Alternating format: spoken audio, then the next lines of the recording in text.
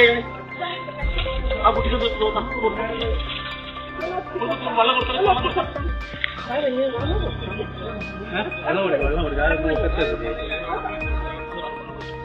ശരി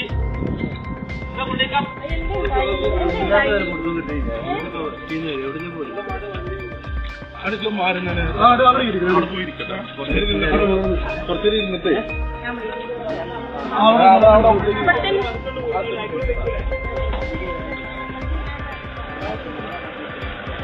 വണ്ടി പറഞ്ഞിട്ട് വരാൻ പോയി ആൾക്കാരൊക്കെ കാണാൻ പറ്റും. ഏത് വണ്ടിയാ ആളുണ്ടായിരുന്നു.